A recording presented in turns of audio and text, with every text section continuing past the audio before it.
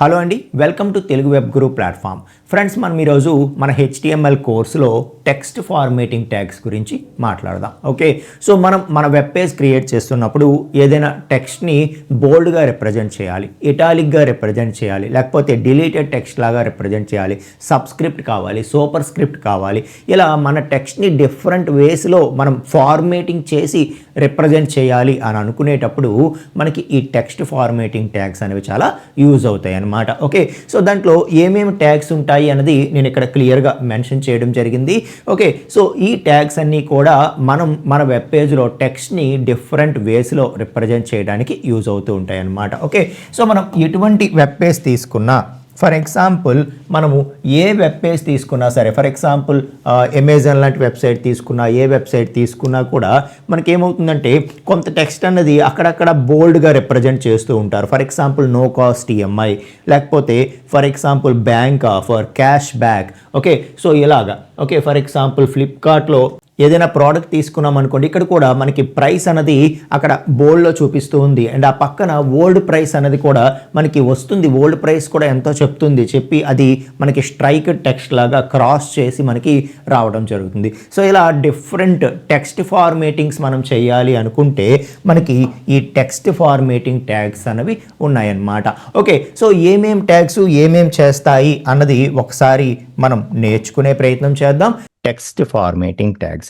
Okay, so text formatting tags అంటే ఏదైతే మనం టెక్స్ట్ రాసామో, ఇప్పుడు ఏదైతే మనం టెక్స్ట్ రాసామో ఈ టెక్స్ట్ అంతా మనం వీటికి స్టైల్స్ అప్లై చేయాలి. ఒక నార్మల్ టెక్స్ట్ రాసుకుంటూ వెళ్ళిపోయాం కదా, ఒక నార్మల్ టెక్స్ట్ రాసుకుంటూ వెళ్ళిపోయాం.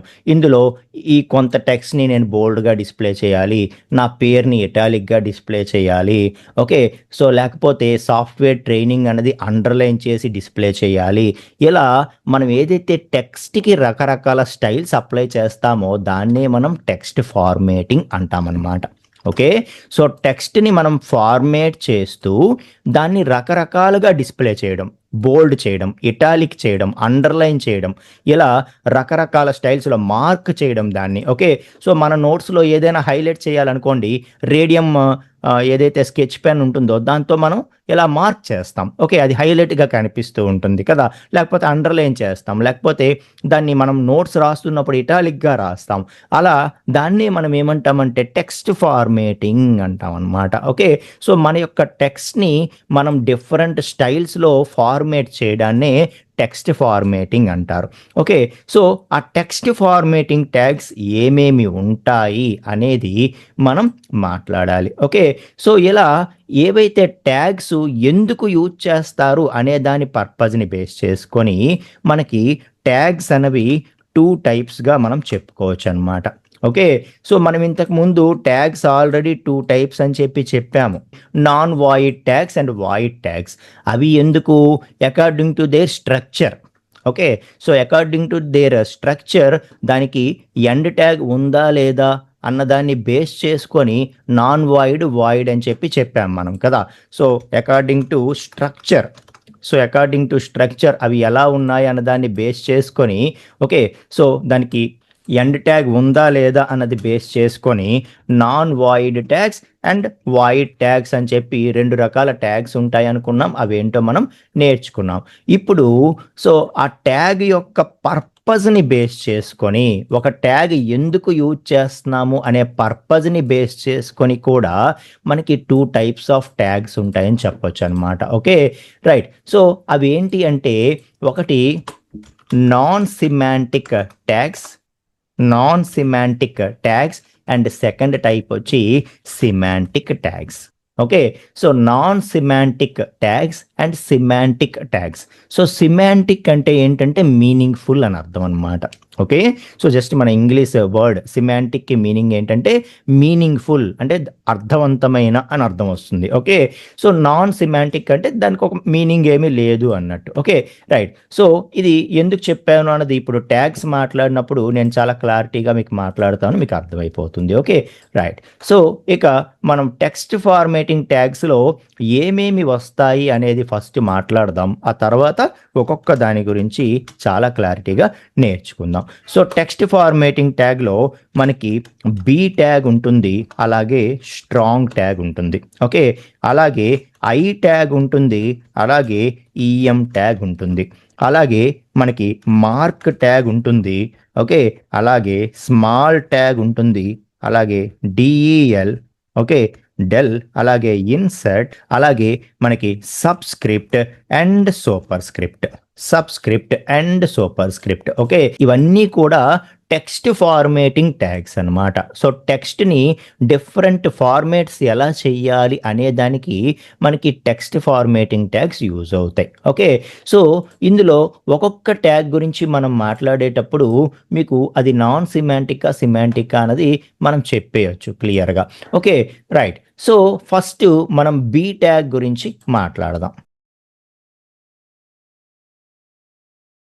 సో టెక్స్ట్ ఫార్మేటింగ్ ట్యాగ్స్లో మనము ఫస్ట్ బి ట్యాగ్ గురించి మాట్లాడదాం. సో బి ట్యాగ్ అనేది ఏం చేస్తుంది అంటే, సో ఏదైనా టెక్స్ట్ని గనక మనం బి ట్యాగ్ మధ్యలో పెడితే, ఏదైనా టెక్స్ట్ని గనక బి ట్యాగ్ మధ్యలో పెడితే ఆ టెక్స్ట్ ఆటోమేటిక్గా అది ఏమవుతుందంట, బోల్డ్లో డిస్ప్లే అవుతుంది. ఓకే, సో బి ట్యాగ్లో పెడితే ఆటోమేటిక్గా అది ఏమవుతుందంట, బోల్డ్లో డిస్ప్లే అవుతుంది అనమాట. ఓకే, ఆటోమేటిక్గా అది బోల్డ్లో డిస్ప్లే అవుతుంది. ఓకే, సో ఒకసారి మనం అక్కడ అబ్జర్వ్ చేస్తే ప్రాక్టికల్గా ఇక్కడ నెక్స్ట్ లైన్కి వెళ్ళిపోతాను నేను. నెక్స్ట్ లైన్కి వెళ్ళిపోయి ఇక్కడ ఒక బ్రేక్ ఇచ్చేసాను మన పారాగ్రాఫ్ తర్వాత, ఇక్కడ బి అని చెప్పి, okay, so welcome to our website అని చెప్పి రాస్తాను. So welcome to our website అని చెప్పి రాస్తే మనకి అవుట్పుట్ ఎలా వచ్చిందో ఒకసారి అబ్జర్వ్ చేయండి. ఓకే, ఇదేమి హెడ్డింగ్ కాదు కాబట్టి బిగ్ ఫాంట్లో రాదు. ఇది ఎంత టెక్స్ట్ సైజ్ ఉందో ఇది కూడా అదే సేమ్ ఫాంట్ సైజే మెయింటైన్ అవుతుంది, కాకపోతే బోల్డ్లో వస్తుందన్నమాట. ఓకే, మీరు అబ్జర్వ్ చేస్తే ఇది బోల్డ్లో వచ్చింది. ఓకే, సో ఏ టెక్స్ట్ని అయితే మనము బి ట్యాగ్ మధ్యలో పెడతామో అది ఆటోమేటిక్గా బోల్డ్గా డిస్ప్లే అవుద్ది అనమాట. ఓకే, సో అదే మనం స్ట్రాంగ్ ట్యాగ్ మధ్యలో పెట్టామనుకోండి, సేమ్ నేనేం చేస్తానంటే ఇక్కడ ఒక బ్రేక్ ఇస్తాను, ఇచ్చి ఓకే, సో ఈసారి బి ట్యాగ్కి బదులుగా సేమ్ టెక్స్టే స్ట్రాంగ్ ట్యాగ్ యూజ్ చేస్తాను. Okay, so strong tag use చేస్తే ఏమవుతుంది అనేది ఒక్కసారి మనం అబ్జర్వ్ చేద్దాం. అది కూడా బోల్డ్లోనే డిస్ప్లే అయింది. ఓకే, సో దాన్ని అది కూడా బోల్డ్లోనే డిస్ప్లే అవుతుంది. దాన్ని బోల్డ్ అనడం కంటే దాన్ని స్ట్రాంగ్ అంటాడనమాట. ఓకే, సో ఏంటి డిఫరెన్సు? చూడటానికి అవుట్పుట్ రెండు సేమే కదా, బి ట్యాగు స్ట్రాంగ్ ట్యాగు రెండు సేమే కదా, ఏంటి డిఫరెన్సు అంటే, సో దీన్ని ఓకే, సో దేన్నైనా బోల్డ్ చేయాలంటే మనం B tag or strong tag ఏదైనా యూజ్ చేయొచ్చు. అయితే మనం వాడే పర్పస్ ఓకే, సో దాన్ని బేస్ చేసుకొని మనం బి ట్యాగ్ యూజ్ చేయాలా, స్ట్రాంగ్ ట్యాగ్ యూజ్ చేయాలా అన్నది డిసైడ్ అవ్వచ్చు అనమాట. ఓకే, సో ఇప్పుడు చూడండి, ఫర్ ఎగ్జాంపుల్ ఈ టెక్స్ట్ ఉంది. ఓకే, సో ఈ టెక్స్ట్ని ఎందుకు బోల్డ్ చేసాము అంటే మన దగ్గర రీజన్ లేదు, జస్ట్ టెస్ట్ చేయడానికి దాన్ని బోల్డ్లో డిస్ప్లే చేసాం. ఓకే, సో దానికి పర్పస్ ఏం లేదు, జస్ట్ బోల్డ్లో డిస్ప్లే చేయడానికి దాన్ని మనం సో బి ట్యాగ్ యూజ్ చేసాం. ఓకే, సో అదే స్ట్రాంగ్ ట్యాగ్ ఎప్పుడు యూజ్ చేస్తాం తెలుసా? స్ట్రాంగ్ ట్యాగ్ అనేది ఇప్పుడు ఫర్ ఎగ్జాంపుల్ ఈ టెక్స్ట్ అంతా ఉంది, ఇందులో ఏదైనా ఒక చిన్న టెక్స్ట్ తీసుకుంటే ఇది మిగతా దాని అంతటికంటే ఇది చాలా ఇంపార్టెంట్. ఫర్ ఎగ్జాంపుల్ ఇక్కడ సాఫ్ట్వేర్ ట్రైనింగ్ అనే వర్డ్ ఏదైతే ఉందో ఈ మొత్తం పారాగ్రాఫ్లో సాఫ్ట్వేర్ ట్రైనింగ్ అనేది చాలా ఇంపార్టెంట్ అనుకోండి. ఓకే, సో దీన్ని పర్పస్ఫుల్గా అంటే ఇంత పారాగ్రాఫ్లో కూడా చదివిన యూజర్కి నేను మన ప్లాట్ఫామ్ అనేది సాఫ్ట్వేర్ ట్రైనింగ్కి సంబంధించింది అని చెప్పాలనుకుంటున్నాను. ఓకే, అక్కడ ఒక అర్థం ఉంది, అక్కడ ఒక మీనింగ్ ఉంది, అక్కడ ఒక పర్పస్ ఉంది. ఓకే, సో సాఫ్ట్వేర్ ట్రైనింగ్ అనే వర్డ్ ఈ టోటల్ పారాగ్రాఫ్ అన్నిట్లో కూడా ఈ సాఫ్ట్వేర్ ట్రైనింగ్ అనే వర్డ్ చాలా ఇంపార్టెంటు. దీనికి మనం హైలైట్ చేసి చూపించాల్సిన అవసరం ఉంది అని నాకు అనిపించి అక్కడ ఒక పర్పస్ ఉందనుకోండి, అలాంటప్పుడు మనం ఏం చేస్తాము అంటే స్ట్రాంగ్ ట్యాగ్ యూజ్ చేస్తాం. మీకు అర్థమైందా?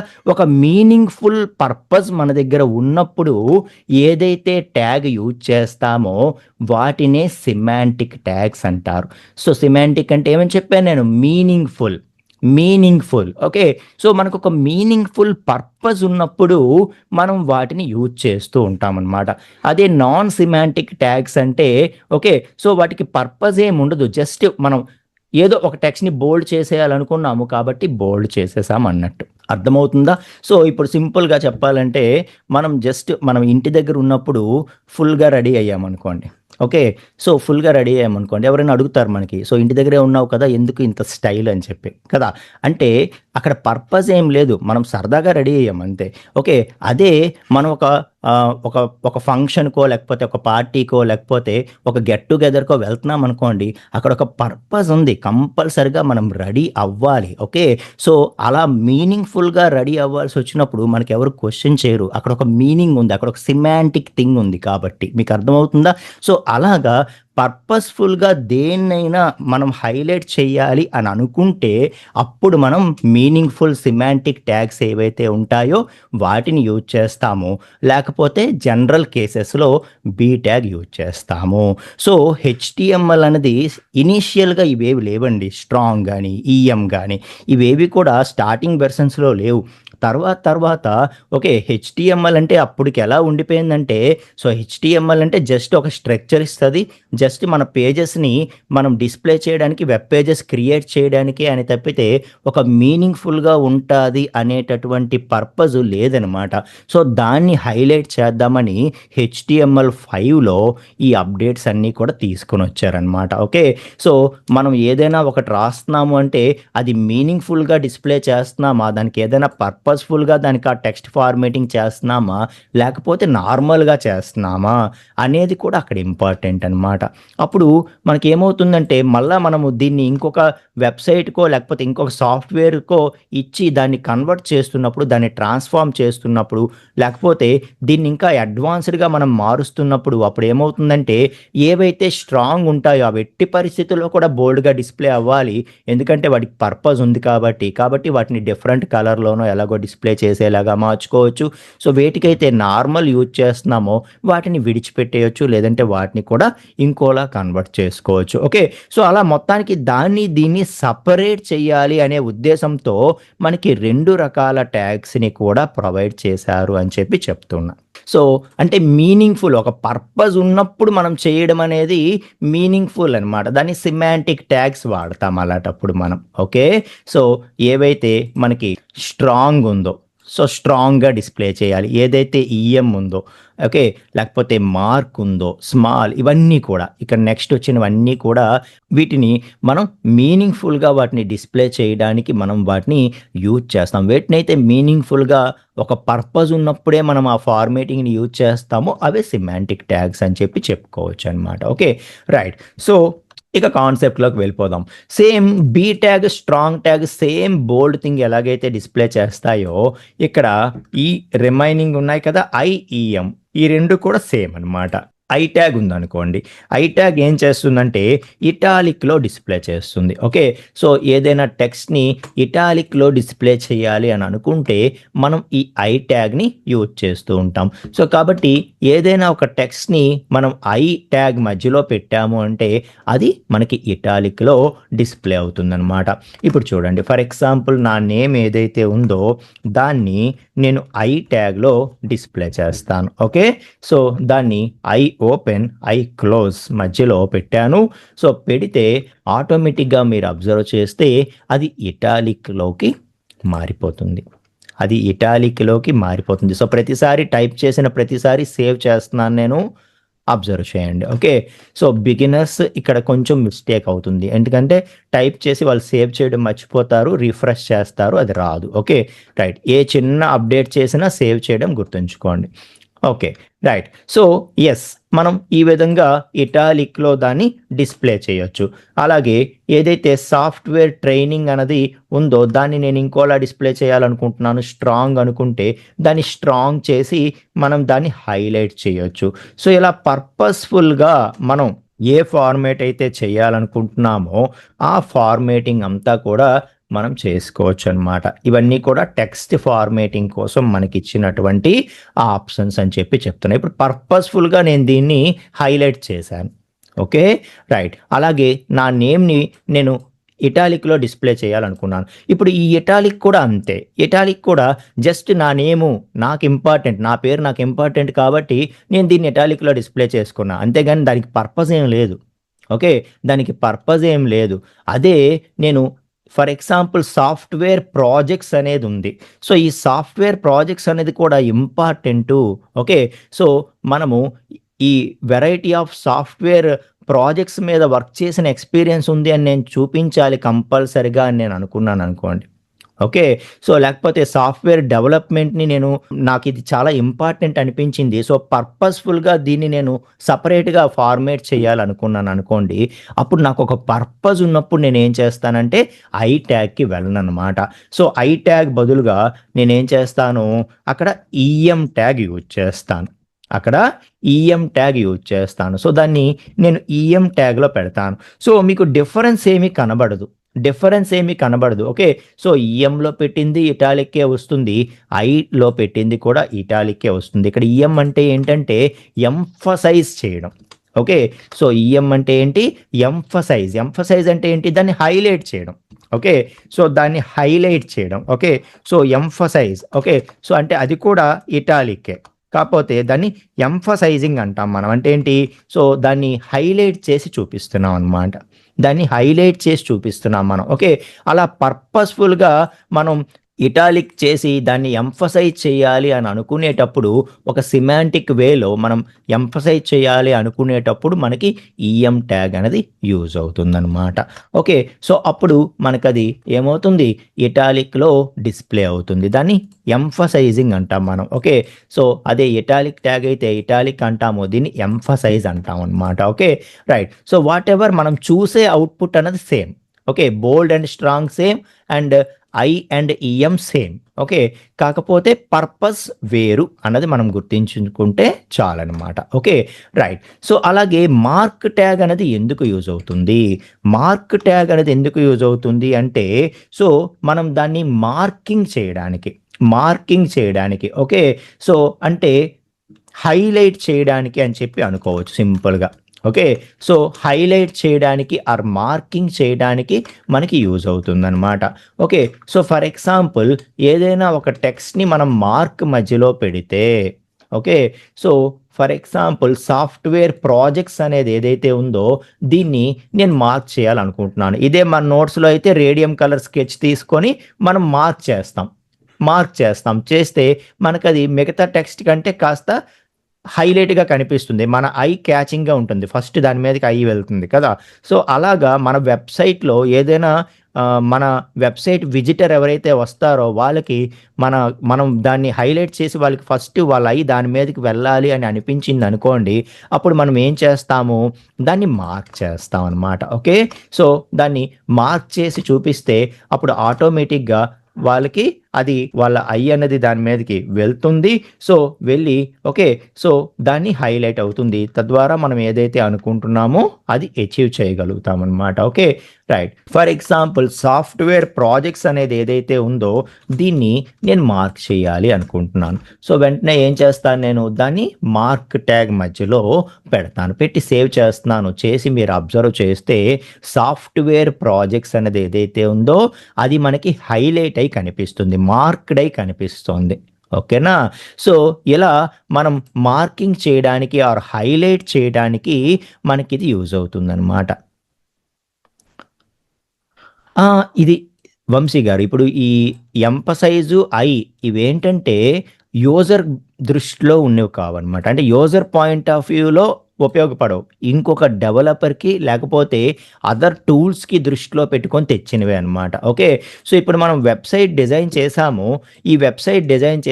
చేసిన తర్వాత ఓకే, సో చేసిన తర్వాత ఆన్లైన్లో పెట్టిన తర్వాత విజిటర్ ఎవరైతే మన వెబ్సైట్కి వస్తారో అతనికి ఇది మనము ఐ ట్యాగ్ యూజ్ చేసామా, లేకపోతే ఈఎం ట్యాగ్ యూజ్ చేసామా, బోల్డ్ యూజ్ చేసామా, స్ట్రాంగ్ యూజ్ చేసామా అన్నది ఇంకా అనవసరం అనమాట. ఓకే, సో మనం ఏదో హైలైట్ చేసి చూపించాలనుకున్న ఉన్నాం. ఆ విజిటర్ మన వెబ్సైట్కి మన కంటెంట్ కోసం వస్తారు, కంటెంట్ చూసుకొని వెళ్ళిపోతారు.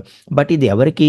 సో ఎవరైతే ప్రాజెక్ట్ చేస్తున్న మనలాంటి ఇంకొక డెవలపర్ ఉన్నారనుకోండి, ఫర్ ఎగ్జాంపుల్ ఆ డెవలపర్కి కోడ్ అనేది వెళ్తుంది. ఫర్ ఎగ్జాంపుల్ ఒక వెబ్సైట్ ప్రాజెక్టే మనం చేస్తున్నాం ఒక కంపెనీలో.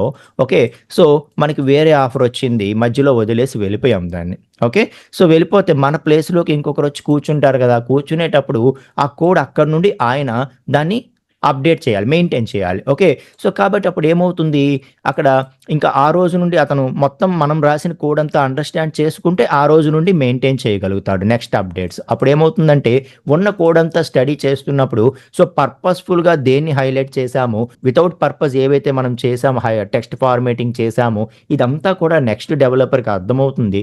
సో దట్ దాన్ని బేస్ చేసుకొని అతను కోడ్ ముందుకు తీసుకువెళ్తాడనమాట. గాట్ ఇట్ అండి.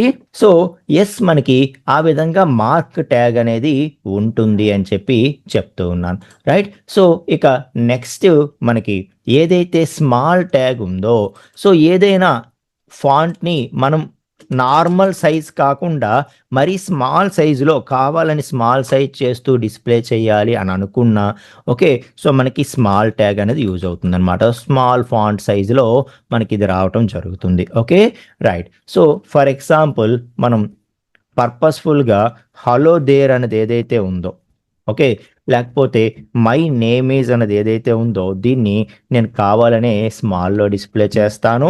మై నేమ్ అన్నది నేను స్మాల్లో డిస్ప్లే చేస్తాను. ఓకే, సో అలాగే హలో దేర్ అన్నది కావాలనే బిగ్లో డిస్ప్లే చేస్తాను. సో ఎస్, ఓకే, సో మీరు అబ్జర్వ్ చేస్తే నార్మల్ ఫాంట్ సైజ్ కంటే మై నేమ్ అనేది కాస్త తక్కువ సైజులో రావడం జరిగింది.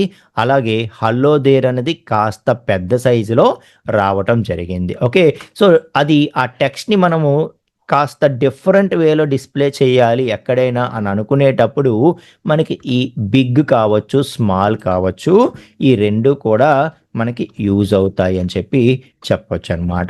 Okay, right. So big font size అలాగే స్మాల్ ఫాంట్ సైజ్ ఇలా మనం డిఫరెంట్ సైజెస్లో మనం డిస్ప్లే చేయాలి అని అనుకునేటప్పుడు మనకి ఇవి యూజ్ అవుతాయి. ఓకేనా, రైట్. సో అలాగే డెల్ అంటే ఏంటంటే డిలీటెడ్ టెక్స్ట్ అనమాట. ఓకే, సో డెల్ అంటే deleted text. Okay, so deleted text అంటే మనం చూడండి, అంటే ఒక టెక్స్ట్ ఏదైనా రాసి ఇది నాట్ వ్యాలిడ్ అనో లేకపోతే ఎప్పటికి ఇది కాదు అని చెప్పాలి. ఇది డిలీటెడ్, దీన్ని ఇగ్నోర్ చేసేయండి అని చెప్పాలి. అంటే అది మనం కంప్లీట్గా తీసేయకూడదు, అది వెబ్సైట్లో ఉండాలి. బట్ ఏంటంటే అది ఉండాలి కానీ దాన్ని పట్టించుకోకు, అది ఇప్పుడు వర్క్ అవ్వట్లేదు అని చెప్పాలంటే మనం ఏం చేస్తాము, స్ట్రైక్ చేసేస్తాము.